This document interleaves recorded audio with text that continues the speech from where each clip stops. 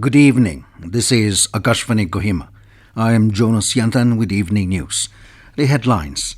Supreme Court directs State Bank of India to disclose all details of electoral bonds. Nagaland Pradesh Congress Committee President S. Supongmeren Jamir says Congress is fully dedicated for the rights of the people. Lotha Middle Range Students' Union revokes bandh, called a protest against non-completion of Sanis to Lakhuti Road upgradation. An Eastern Nagaland People's Organization to impose total shutdown at Tuensang tomorrow in view of a joint coordination meeting. Now the news in detail. Supreme Court has today directed the State Bank of India (SBI) to disclose all details of electoral bonds, including the unique alphanumeric number and the serial number, if any, of the bonds redeemed. The Supreme Court also directed the SBI chairman to file an affidavit by 5 p.m. Thursday, indicating that SBI had disclosed all details of electoral bonds in its possession. Election Commission has been further directed by the Supreme Court to upload the details on its website upon receipt of information from the SBI. Nagaland Pradesh Congress Committee (NPCC) President S. Supongmeren Jamir said Congress is fully dedicated for the rights of the people. Addressing a press conference today at Congress Bhavan, Kohima, Jamir exuded high hope that the voters in the state are wiser and will come forward to vote in favor of secularism. He maintained that the opposition-less government in the state is not able to deliver justice to the people.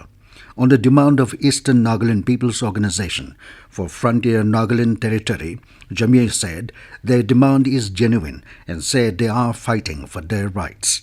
He also opined that ENPO resolving not to participate in the upcoming election will affect the election process since they constitute 20 assembly constituencies. Meanwhile, the party will organize a general convention to distribute the party ticket to Jamir tentatively on March 26. The Lotha Middle Range Students' Union (LMRSU) has rescinded the bandh which was called the protest against the non-completion of the Sanis to Lakhuti Road upgradation. The bandh was called off after an assurance was given by the contractor MS Northeast Enterprise and the concerned department to complete the project within the stipulated time. LMRSU had earlier organized a public gathering at Sanis Zero Point Junction, during which the contractor MS Northeast Enterprise, Akashvani, addressed the gathering and expressed regret for the project's delay and subsequently offered written assurance to the public to complete the project.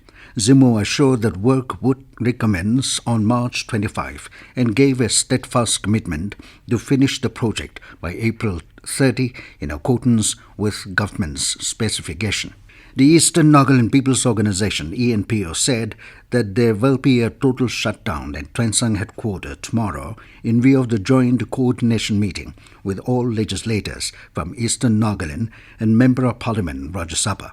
In a release, the Eastern Nagaland Public Emergency Control Room Tuensang headquarters said all business establishments, vehicular and public movements, including educational institutions within Tuensang town, will remain totally shut down.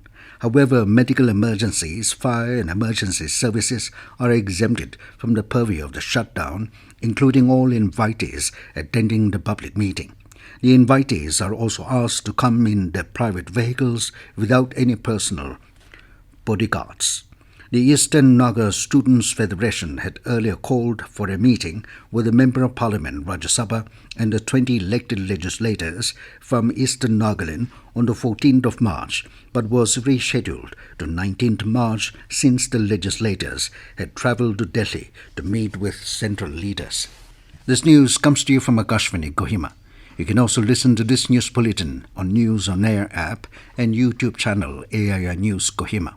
Union Health Ministry's Additional Secretary Lamchonghoi Switi Changsan has stressed on multi-sectoral planning in fighting against dengue. Addressing the dengue conclave today in New Delhi, Changsan said that cases of dengue have been increasing at an alarming pace. She added that 3 lakh cases of dengue were registered in the country in the last year and 339 fatalities were reported. She urged all stakeholders of public safety and city planning to come together to better share resources and plan efficiently to tackle the menace of dengue.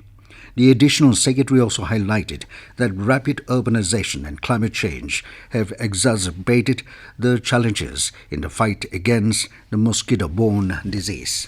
The Office of the Deputy Commissioner and District Election Officer, Kohima, held a meeting today with representatives of political parties in Kohima District with regard to Model Code of Conduct, MCC, election expenditure monitoring, and IT-related apps.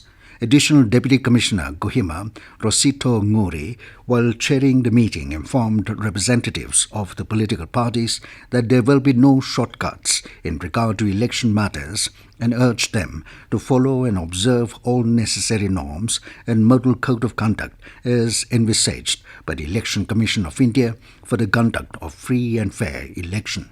STO Kohima Nodal Officer MCC James Renby and Assistant Election Officer Kohima Olivier Tour explained the details about MCC, election expenditure monitoring, media certification, and defacement of flags, posters, and other political advertisements.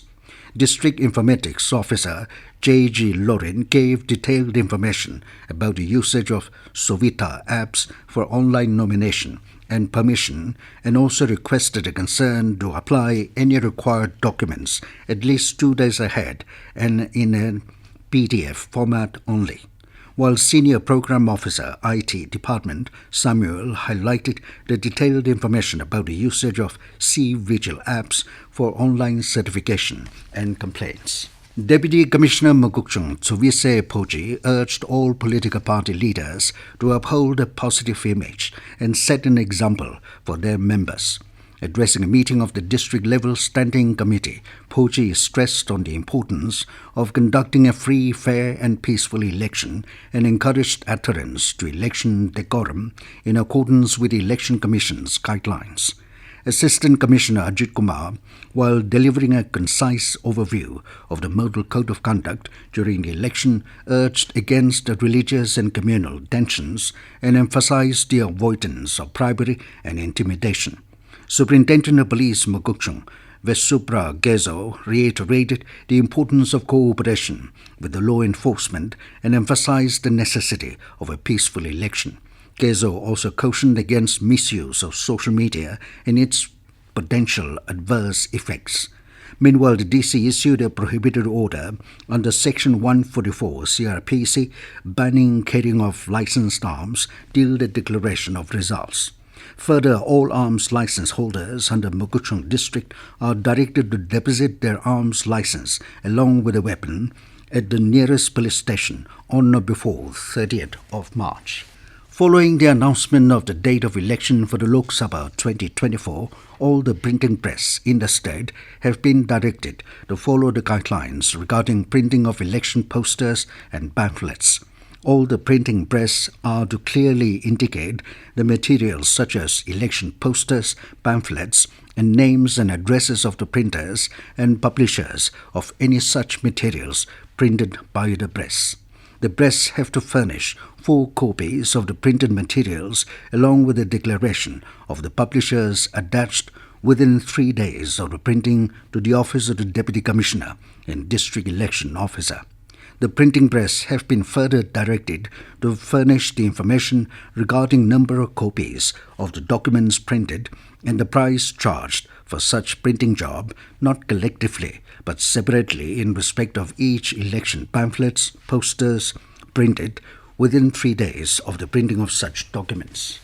And now 20 News, here are the headlines again. Supreme Court directs State Bank of India to disclose all details of electoral bonds. Nagaland Pradesh Congress Committee President S. Supongmeren Jamir says Congress is fully dedicated for the rights of the people. Lotha Middle Range Students' Union revokes bandh called the protest against non-completion of Sanis to Lakhuti Road upgradation. An Eastern Nagaland People's Organization to impose total shutdown of Tuensang tomorrow in view of a joint coordination meeting. That is all we have in this evening news bulletin. Good night.